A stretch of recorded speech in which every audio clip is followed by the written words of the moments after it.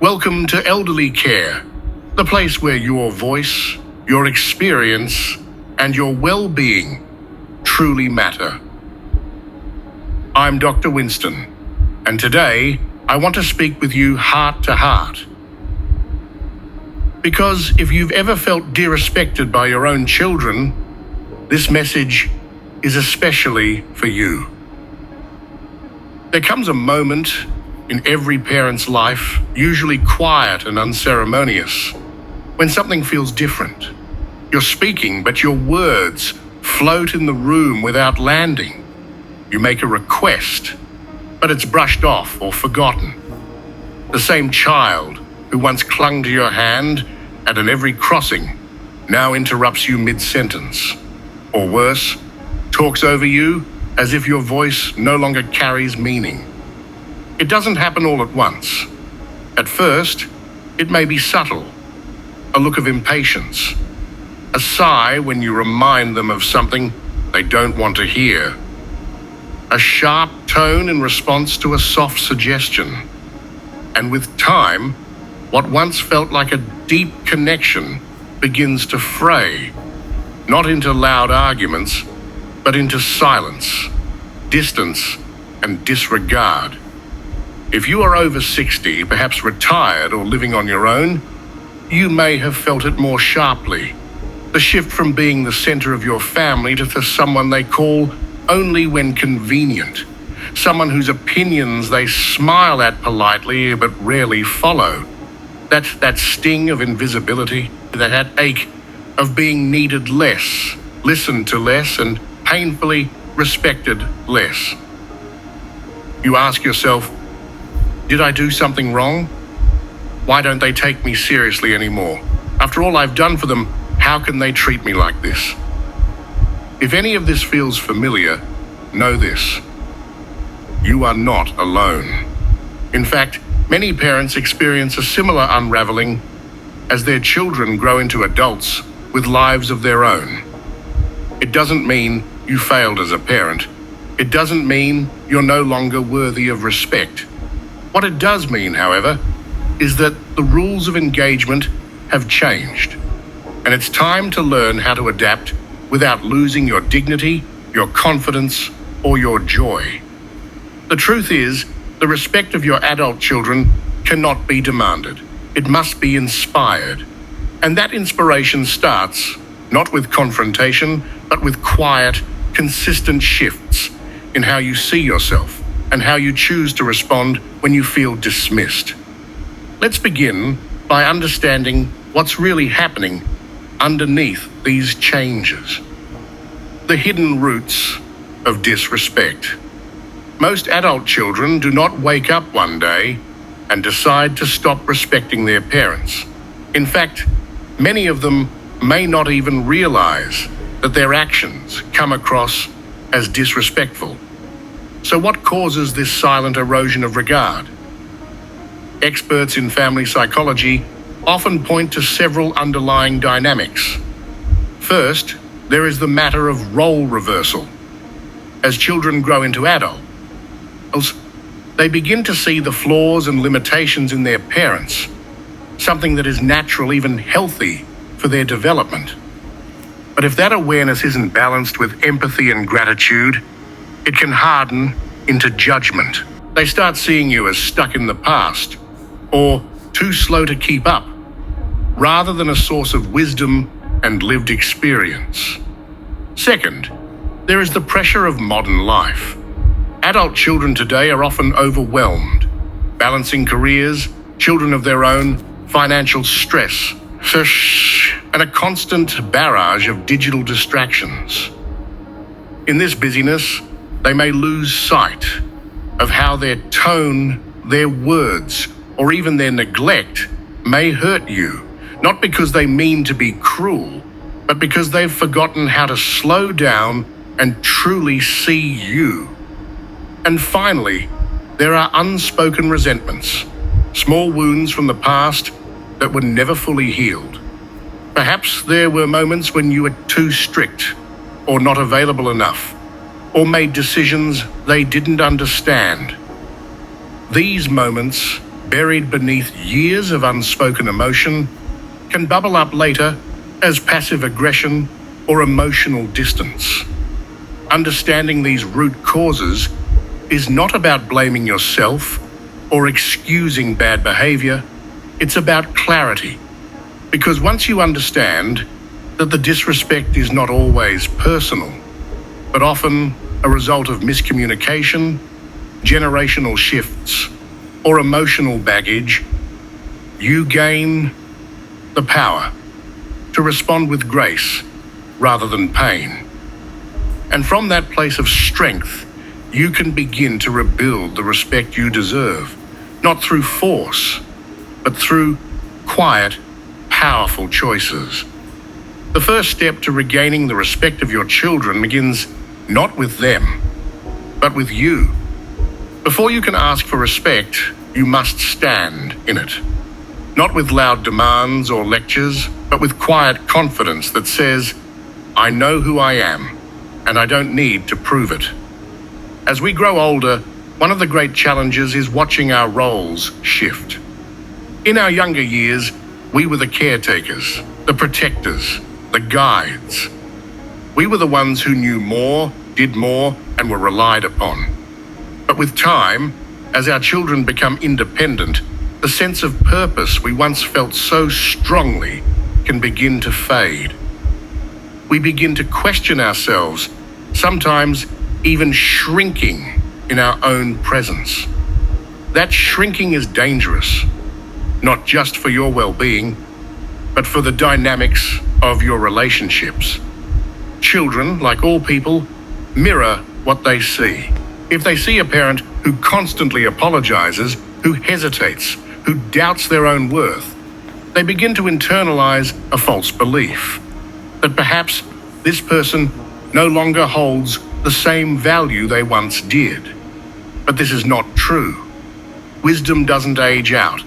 Experience doesn't expire, and your voice still matters, perhaps now more than ever. So what does reclaiming quiet authority look like? It begins with small things. It means speaking with clarity rather than apology. Instead of saying, I'm sorry, I know I might be bothering you, but can I ask something? You simply say, I'd like to talk with you for a moment. Calm, clear, and respectful, without minimizing your own presence. It means holding your boundaries. If a child speaks to you in a sharp or dismissive tone, you don't need to argue. But you can say, without anger, I'm not comfortable with the way this conversation is going. Let's continue and we can speak to each other with respect. It means remembering the depth of your own journey.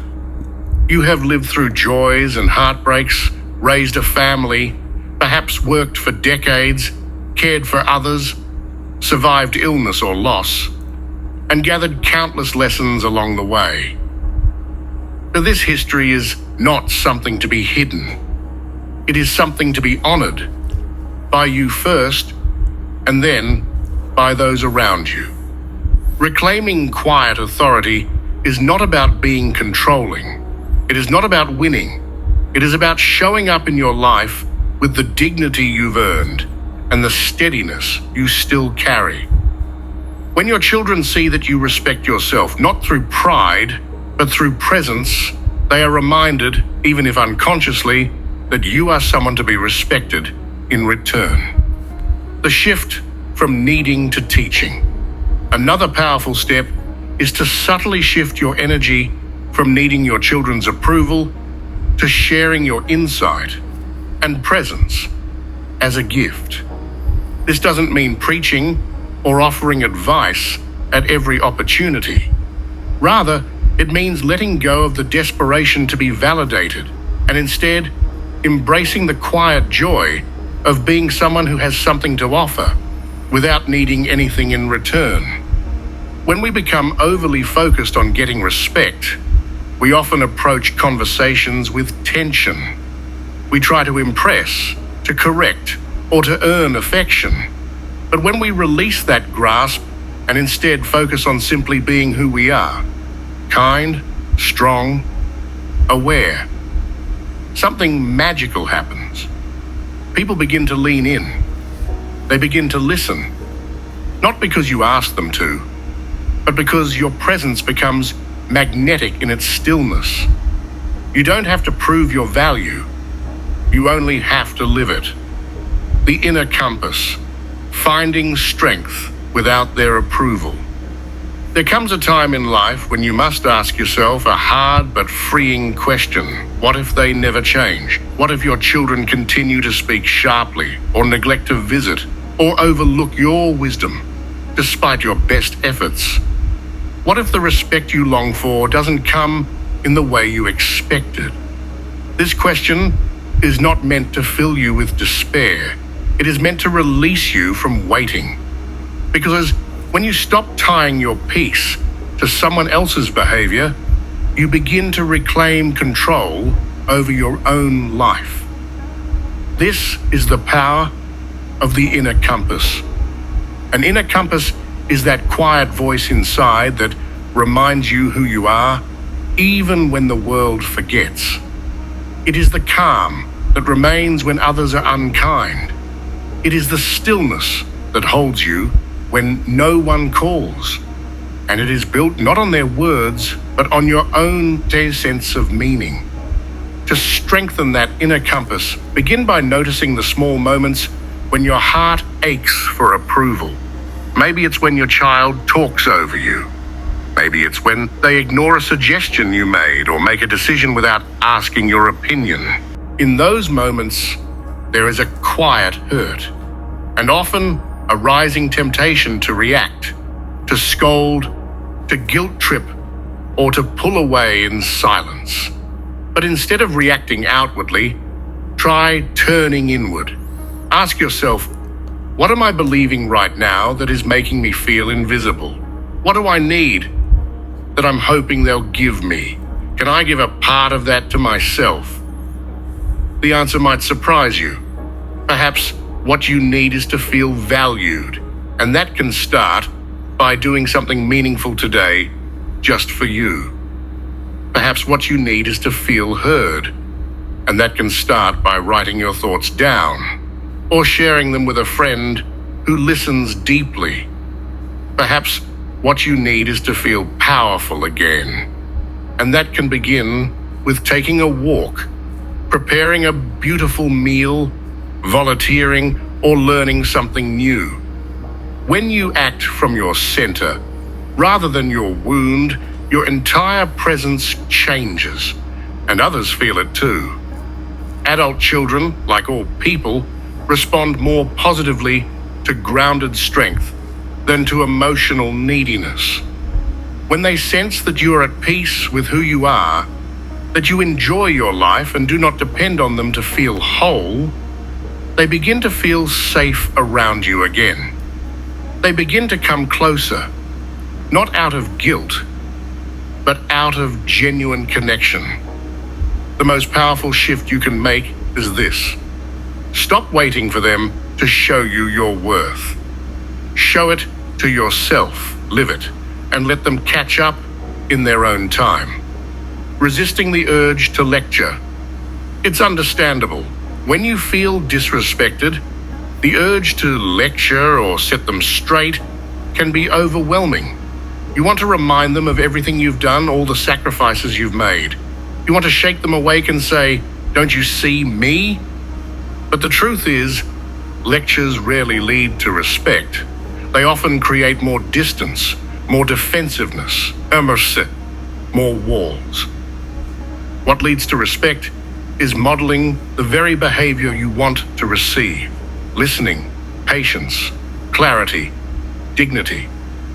If you must express how you feel, do it not in anger, but in truth. Say it not with the intention to guilt, but to invite understanding. For example, instead of saying, "You never respect me anymore," try, "When I'm interrupted while speaking, it makes me feel like my words don't matter. I'd really appreciate being heard." This kind of language takes practice. It requires you to step away from the heat of the moment and return to your deeper intention, connection, not control. The gentle art of boundaries, respecting yourself enough to teach others how boundaries are not walls. They are bridges built with intention. They are not punishments, but protections. And in the journey of regaining respect from your adult children, boundaries are one of the most loving things you can offer, not only for them, but for yourself. Many older adults have spent decades giving without pause. They've put others first, often believing that to do otherwise is selfish or unloving. But there comes a point in life, especially when faced with disrespect or emotional distance from your children, when you must lovingly reclaim your space, not out of bitterness, but out of deep self-respect. Boundaries can be simple. They might sound like, "I'm happy to help when I'm asked kindly. I'll always be here for you, but I won't tolerate being shouted at.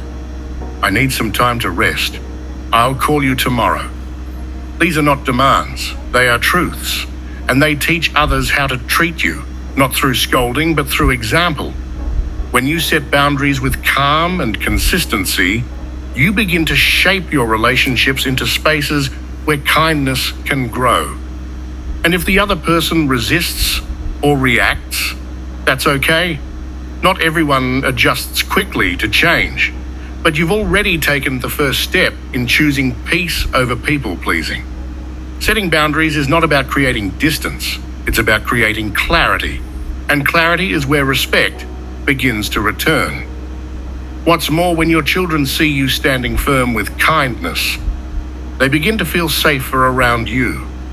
Not controlled, not guilted, but secure in the knowledge that this relationship has shape, structure, and care. And for you, boundaries become a way to rest again, to breathe again, to love without resentment. A quiet revolution begins within. You don't need to shout to be heard. You don't need to beg to be respected. You don't need to wait for your children to wake up and realize your worth. You can begin now by waking up to your own. You can begin again today, not as someone who has been forgotten, but as someone who is remembering herself. You can create joy that does not ask permission. You can express truth that does not attack. You can give love that does not shrink. And you can hold boundaries that do not break. But this is not the end of your story. It is a powerful new chapter. A chapter where your dignity is not negotiable, where your time is treasured, where your presence is enough, and where, slowly but surely, respect returns, not just from your children, but from the one person who matters most, you. If this story touched something inside you, I invite you to stay with us on this journey. Subscribe to this channel so you don't miss the next video. We'll be talking about how to find meaning again after retirement, even if you feel lost or forgotten. You are not alone. You are not invisible. You are becoming. And your best years, they might just be beginning now.